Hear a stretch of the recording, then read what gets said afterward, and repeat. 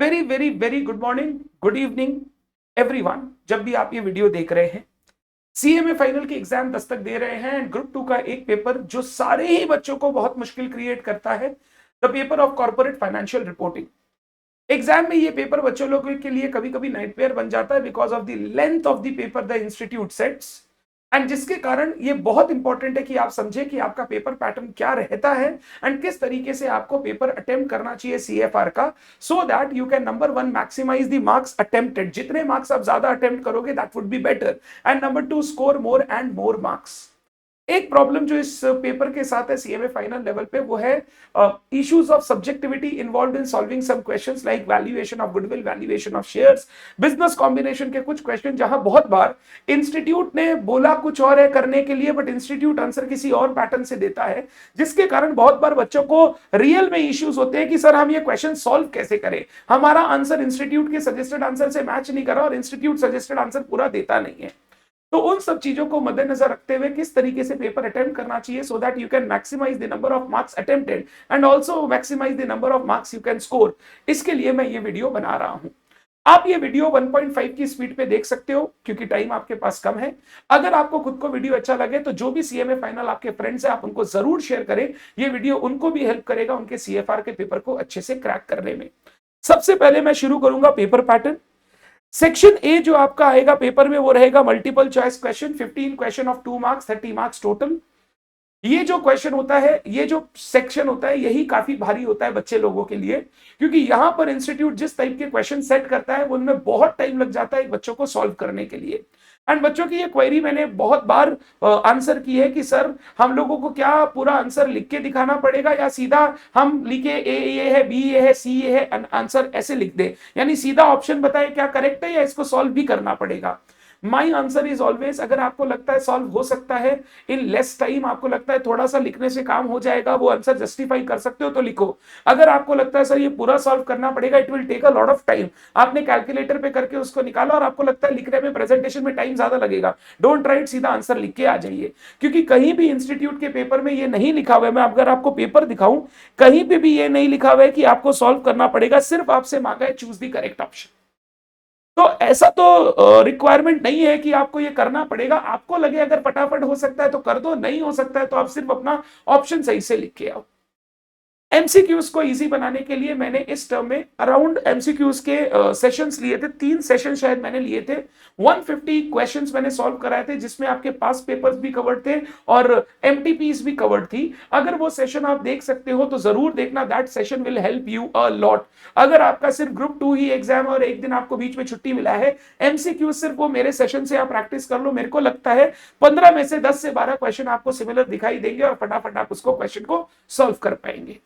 तो ये सबसे पहला पोर्शन है और यही सबसे ज्यादा बच्चे लोगों को प्रॉब्लम करता है जब सीएफआर का पेपर वो देखते हैं।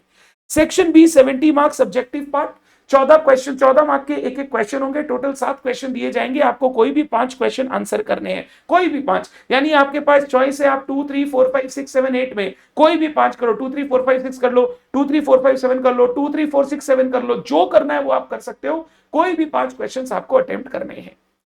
क्वेश्चन नंबर जो 2 होगा, यहां पे क्या है ना, बहुत सारे क्वेश्चन में तो पता है कि इस क्वेश्चन में इस जगह से आएगा, वो पता है, बट कुछ क्वेश्चन में मिक्स करके देता है, तो थोड़ा सा मैं ये बोलूंगा कि ये पूरा का पूरा जो मैं पैटर्न बोल रहा हूं 100% सेट हो जाए जरूरी नहीं है, 60 to 70% आपको पैटर्न सिमिलर दिखेगा, बट 20-30% थोड़े इधर उधर भी चीजें दिखेंगी, तो आप एकदम ऐसा मन में ना रखें कि सर जो बोल दिए वही एग्जाम में आएगा। This is a tentative pattern, इसके हिसाब से आपको मैक्सिमम चीजें सजी हुई दिखाई देंगी।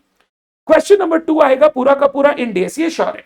ये क्वेश्चन नंबर 2 में 2 क्वेश्चन आएंगे 7-7 मार्क के, ये पूरे के पूरे इंडेस से आएंगे। मैंने इस टर्म में इंपॉर्टेंट इंडेस आपके लिए रिवाइज कराया, वो वीडियो जरूर देखें, आपको हेल्प करेगा। एंड मेरे को लगता है उन्हीं रिवीजन वीडियो से शायद आपको 2 क्वेश्चन सेक्शन 2 वाले क्वेश्चन 2 वाले पोर्शन में दिख जाए। ये अच्छा क्वेश्चन है, अगर कोई इंडेस ठीक से पढ़ के गया है तो वो बच्चा ये आंसर कर पाएगा, ये अच्छा क्वेश्चन है। क्वेश्चन नंबर 3 में एक क्वेश्चन इंडेस से आएगा, एक क्वेश्चन वैल्यूएशन ऑफ गुडविल और शेयर से आएगा। ये दूसरा क्वेश्चन, ये भी वैसे स्टूडेंट फ्रेंडली क्वेश्चन हो सकता है, बट वैल्यूएशन में बिकॉज सब्जेक्टिविटी इन्वॉल्व होती है, इसीलिए कभी कभी इस पोर्शन में वैल्यूएशन करने से बच्चों को डर लगता है। हाउएवर, अगर आपने क्लास में वैल्यूएशन एक बार किया है, जो हमने सीखा है उस तरीके से भी आप करके आओगे, तो मेरे को लगता है you will get your maximum marks जो आपको मिलने चाहिए। क्वेश्चन नंबर 4 में एक क्वेश्चन आता है शेयर बेस्ड पेमेंट्स एनबीएफसी वाले पार्ट से। Share based payment Ind AS 102 and NBFC वाला जो चैप्टर था उससे आपको 7 मार्क का एक क्वेश्चन दिखाई देगा, दोनों में से कोई एक 7 मार्क का दिखाई देगा। ज्यादा चांस है share based payment, but NBFC भी आ सकता है। एनबीएफसी आ जाए तो इजी है, अच्छा है, वो बहुत सिंपल होता है। एक क्वेश्चन आपको बिजनेस कॉम्बिनेशन, कंसोलिडेशन या इंटरनल रिकंस्ट्रक्शन वाले सेक्शन से दिखाई देगा। 7 मार्क्स, 7 मार्क्स, 14 मार्क्स इस तरीके से दिखेगा। क्वेश्चन नंबर 5 और क्वेश्चन नंबर 6 दो बड़े क्वेश्चन होते हैं 14 मार्क्स के, जहां पर बिजनेस कॉम्बिनेशन और कंसोलिडेशन से आपको क्वेश्चन दिखाई देगा। एक क्वेश्चन प्रेफरेबली बिजनेस कॉम्बिनेशन, एक क्वेश्चन और प्रेफरेबली कंसोलिडेशन, ये आपको एग्जाम में देखने मिलेगा। यही वो दो क्वेश्चन है जो चैलेंजिंग होते हैं पेपर में, जो आपका सबसे ज्यादा टाइम लेके जाते हैं। एंड मेरी राय रहेगी कि दोनों क्वेश्चन के अटेम्प्ट पीछे मत भागिएगा, दो में एक कीजिएगा या दोनों छोड़ दे तो भी चलेगा। ये दोनों आप छोड़ पाएंगे अगर आपने थ्योरी बहुत अच्छे से कर रखी है और जो इंड AS है उनको अच्छे से कर रखा है। तो ये दो क्वेश्चन आप चाहो तो अटेम्प्ट ना भी करोगे तो आपका पेपर कंप्लीट हो जाएगा। ये दो जो क्वेश्चन होते हैं ना, ये चैलेंजिंग क्वेश्चन होते हैं, इनमें टाइम लगता है। अगर बच्चा कोई दोनों क्वेश्चन करने पीछे चला जाए तो वो पेपर 100% कुछ ना कुछ छोड़ के आएगा। इसीलिए एडवाइस आप दोनों में कोई एक कीजिए, या फिर दोनों ही अगर आपको लीव करने एज अ चॉइस तो वो आप छोड़ सकते हैं। क्वेश्चन नंबर 7 इजी क्वेश्चन होता है, हल्का क्वेश्चन होता है। ये question recent trends in financial reporting और गवर्नमेंट अकाउंटिंग से आता है। रिसेंट एग्जामिनेशन में एक प्रैक्टिकल दिया जा रहा है value added statement and EVA से, इकोनॉमिक वैल्यू एडेड, जिसका भी मैंने क्वेश्चंस का सॉल्विंग वीडियो और रिवीजन वीडियो आपके साथ शेयर किया था, वो आप देख सकते हो। मैं डिस्क्रिप्शन के लिंक में सारे रिवीजन वीडियो मेरे डाल दूंगा, सो दैट जो पहली बार देख रहा है वो उनको देख सके और अच्छे से अटेम्प्ट कर सके। और दूसरा क्वेश्चन गवर्नमेंट अकाउंटिंग या रिसेंट ट्रेंड से ही एक थ्योरी क्वेश्चन आएगा 7 मार्क का, 7 मार्क का प्रैक्टिकल, 7 मार्क का थ्योरी, ये भी इजी क्वेश्चन होता है। क्वेश्चन नंबर 8 में आपका थ्योरी रहेगा 10 मार्क का और 4 मार्क का एक प्रैक्टिकल रहेगा। मैं देख रहा हूं कंसोलिडेशन से वो एसोसिएट वाले छोटे छोटे क्वेश्चन, एनसीआई कैलकुलेट करो या गुडविल कैलकुलेट करो या से फॉर एग्जांपल कैपिटल रिजर्व वगैरह कैलकुलेट करो, इस तरीके के छोटे 4 मार्क के एक क्वेश्चन आपको दिए जा रहे हैं जो इजी अटेम्प्ट करना। अगर आप क्वेश्चन पढ़ के गए हो, से फॉर एग्जांपल वो सेल ऑफ स्टेक या परचेज ऑफ न्यू स्टेक, उस टाइप के छोटे छोटे क्वेश्चन दे रहे हैं 4 मार्क का। तो ये टोटल आपका पेपर पैटर्न है क्वेश्चन नंबर 2 से लेके क्वेश्चन नंबर 8। जो मेन डाइसी है वो क्वेश्चन नंबर 4 का जो पार्ट है ना, उसमें हो सकता है क्वेश्चन थोड़े इधर उधर हो जाए, अदरवाइज 2, 3, 5, 6, 7, 8 जो मैंने लिखा है वही इंस्टीट्यूट एग्जाम में जनरली पेपर में सेट करेगा। अब सबसे इंपॉर्टेंट क्वेश्चन, सर आप बताइए हम लोगों को पेपर किस सीक्वेंस में अटेम्प्ट करना चाहिए कि जो पेपर छूटने वाला प्रॉब्लम है ना वो हम सॉल्व कर सके, कम से कम पेपर हम छोड़ के आए और ज्यादा से ज्यादा हम अटेम्प्ट करके आए, so that we can score higher marks. सबसे पहले क्या करना चाहिए मैं आपको बोलूंगा, मल्टीपल चॉइस क्वेश्चन से ही स्टार्ट करना चाहिए। टोटल 15 मल्टीपल चॉइस क्वेश्चन है, जरूरी नहीं है 15 के 15 आप सॉल्व कर पाओ। आप पहली बार में क्वेश्चन नंबर 1 से पढ़ना शुरू करो। अगर आपको लगता है ये क्वेश्चन देखा हुआ है, किया हुआ है, मैं कर सकता हूं, पढ़ना पूरा चालू करो। बड़े बड़े क्वेश्चंस आते हैं, तो अगर आप पहले पढ़ते हो फिर डिसाइड करते हो नहीं करेंगे, ऐसा नहीं चलेगा। आप देखो क्या चीज से क्वेश्चन है, आपको लिखा हुआ रहेगा क्या चीज का क्वेश्चन, आपको देखते ही पता चल जाएगा। अगर बहुत बड़ा क्वेश्चन है, डोंट रीड, पहले देखो ऐसा कोई क्वेश्चन आपने पहले देखा है क्या। अगर आपको लगता है पहले मैंने देखा है, मैं कर सकता हूं, तब तो आपको वो पढ़ना चालू करना चाहिए, अदरवाइज आप नंबर 2 में जाओ। ऐसे कर करके जब आप पहला 15 क्वेश्चन पढ़ोगे तो देखोगे 7 से 8 क्वेश्चन आप पहली बार में अटेम्प्ट कर पाओगे, जिसमें कुछ थ्योरी होंगे, कुछ छोटे छोटे क्वेश्चन होंगे, वो 7 से 8 क्वेश्चन आप अटेम्प्ट कर पाओगे। अगर ये 7 से 8 क्वेश्चन में अटेम्प्ट कर पाया 14 to 16 मार्क, तो एक अच्छी हेड स्टार्ट मैंने पेपर को दे दी। अगर आप अभी पहले में ही वो टाइम लेकर एमसीक्यूज में बैठ जाओगे बड़े बड़े और टाइम वेस्ट करोगे, मेरे को ये समझ में नहीं आता, मेरे को ये सही नहीं लगता। आप अपने पेपर का जो फर्स्ट पेज और सेकंड पेज है वो पूरा एमसीक्यूज के लिए छोड़ दो, जितने आ रहे लिखते जाए, बाद बाकी के लिए गैप छोड़ते जाए, जो हम लोग लेटर स्टेज पे करेंगे। वो भी एकदम लास्ट में नहीं करेंगे, बीच में थोड़ा 15-20 मिनट दे के वापस कर लेंगे, उसके लिए लास्ट में एकदम वेट नहीं करेंगे। पहले एमसीक्यूज से स्टार्ट करो, 15 में से 7-8 कर लो। फिर उसके बाद अगर आप मेरे से पूछोगे सर पेपर अटेम्प्ट का सीक्वेंस क्या होना चाहिए, मैं बोलूंगा पहले आपको क्वेश्चन अटेम्प्ट करना चाहिए 2-3 में से कोई एक, आइदर 2 और 3। आपको जो भी ऐसा लगे कि आपको वो जो इंडेक्स का क्वेश्चन है वो आपने देखा है, आपको आता है, 2 या 3 में से कोई एक क्वेश्चन अटेम्प्ट करो। फर्स्ट और सेकंड क्वेश्चन, क्वेश्चन 2 और 3 आपका हो सकता है। 2 और 3 के बाद आप सीधे चले जाओ क्वेश्चन नंबर 7 एंड 8 में। थोड़ा थ्योरी पढ़ के जाना होगा। मैंने आपको एक पीपीटी बना के दी थी, एक पीडीएफ दिया था जहां पे मैंने थ्योरी को समराइज करके रखा था। आप उस समराइज पीडीएफ से अगर आप पढ़ के जाओगे तो आपके लिए बहुत आसान रहेगा, थ्योरी फटाफट हो भी जाएगा। फिर क्वेश्चन नंबर जाओ 7 और 8 में। अगर 7 8 में आपको लग रहा है सर 7 पूरा आता है, 8 में ना 10 आता है, 4 नहीं आता, तो भी मैं बोलूंगा 8 कर लो, मत छोड़ो उसको। उसके बाद क्वेश्चन नंबर 4 5 6 में सिर्फ कोई एक बचा है जो आपको अटेम्प्ट करना है।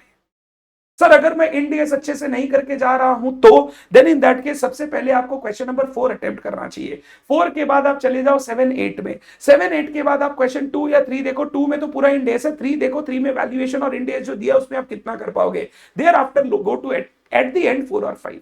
जो 5 और 6 नंबर क्वेश्चन है, सॉरी 5 और 6, ये एकदम एट द एंड अटेम्प्ट कीजिएगा।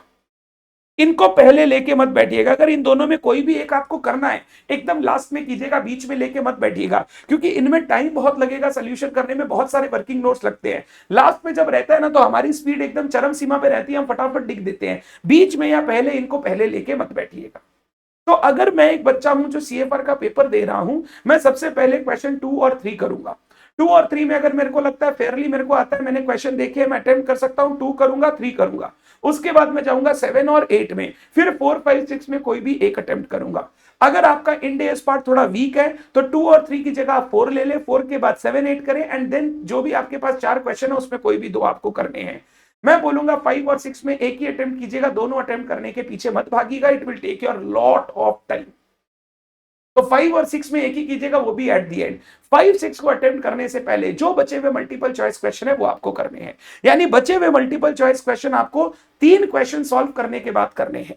आपने क्वेश्चन 2 3 7 कर लिया, आप इसके बाद एमसीक्यू कर लो, या आपने 4 7 8 कर लिया या 2 7 8 कर लिया, एमसीक्यूज कर लो। पहले एमसीक्यूज, फिर 3 बड़े क्वेश्चन 40 42 मार्क्स कंप्लीट करने हैं, फिर वापस बचे हुए एमसीक्यूज में जाना है, फिर 2 क्वेश्चंस आपको लिखने हैं। एमसीक्यूज को लास्ट के लिए मत छोड़िएगा। बहुत बार बच्चे बोलते हैं सर हम तो एमसीक्यूज को लास्ट के लिए छोड़े थे, टीचर पेपर ले लिया, हम तो कर नहीं पाए। एमसीक्यूज में कोई नेगेटिव मार्किंग नहीं है, हम 15 के 15 आंसर करके आएंगे। नहीं भी आएगा तो भी मेरा जो इंट्यूशन से मेरे को लगेगा ये आंसर होना चाहिए, मैं करके आऊंगा, बट मैं कभी उनको छोड़ के नहीं आऊंगा, क्योंकि एमसीक्यूज मेरे को कोई नेगेटिव मार्क नहीं देता है। तो सबसे पहले एमसीक्यू जितना आता है, then go to question number 2 3, then go to question number 7 8, then 4 5 6 में कोई भी एक। 5 और 6 एकदम एंड में कीजिएगा, और दोनों में कोई एक ही कीजिएगा, दोनों लेके मत बैठिएगा। जो बचे हुए एमसीक्यूज है उसको लास्ट के लिए मत छोड़िएगा। सेकंड लास्ट क्वेश्चन से पहले या लास्ट क्वेश्चन से पहले उनको कंप्लीट करके फिर ही लास्ट क्वेश्चन आप लिखने बैठिएगा। अगर आप सीएफआर के पेपर में 85 to 90 मार्क्स बहुत अच्छे से करके आते हैं तो आप एग्जामिनेशन पक्का स्कोर कर लेंगे। 100 अगर आपको लग रहा है आपके लिए जाना डिफिकल्ट है कि पूरा का पूरा पेपर अटेम्प्ट करूंगा तो बहुत कुछ छोड़ दूंगा, उल्टा पुल्टा कर दूंगा या मैसअप कर दूंगा, डोंट गो फॉर 100। आप सोच के रखिएगा कि यार 1 या 2 क्वेश्चन छूटेगा, 1 या 2 14 मार्क का नहीं, 5 मार्क का, 7 मार्क का 1 या 2 क्वेश्चन छूट सकता है, बट बाद बाकी मैं अच्छे से अटेम्प्ट करूंगा so that I can score maximum marks. इस पेपर में अगर आप 60 प्लस स्थान पाओगे तो ये बहुत अच्छी बात होगी, क्योंकि मैंने 55 मार्क्स बहुत देखे, 60 से ऊपर 75 मार्क्स बहुत कम देखे हैं इस पेपर में, because of the length of the paper. अगर ये तरीके से आप रिवीजन करोगे, आई थिंक आपको आप अपना पेपर अटेम्प्ट करोगे, आई थिंक आपको बहुत हेल्प मिलेगा अपने पेपर को अटेम्प्ट करने में। मैं रिवीजन वीडियोस के लिंक डाल रहा हूं डिस्क्रिप्शन में, प्लीज आप उनको रेफर करें। इंपॉर्टेंट इंडियस के वीडियोस भी मैंने डाले हैं जिसमें मैंने लीजेस करवाया है, मैंने इनकम टैक्स का करवाया है रिवीजन, मैंने इंटैंजिबल एसेट्स को रिवाइज करवाया है, पीपी को रिवाइज करवाया है, और भी इंडेस कुछ इंपॉर्टेंट मैंने रिवाइज कराए हैं। आप अगर उनको देखेंगे, इंपेयरमेंट रिवाइज करवाया है, जो इंपॉर्टेंट मेरे को लगता है एग्जाम में आपको पूछे जा सकते हैं, प्लीज आप उनको देख ले, आपको बहुत हेल्प मिलेगा। Business combination, value added statement, EVA, internal reconstruction, share based payments, valuation, ये सबके मेरे रिवीजन वीडियोस अपलोडेड है, मैं लिंक डाल दूंगा, वो देख लीजिएगा एंड आप अपना पेपर अच्छे से करके आए। All the best to all of you, thank you so much for your time, bye bye.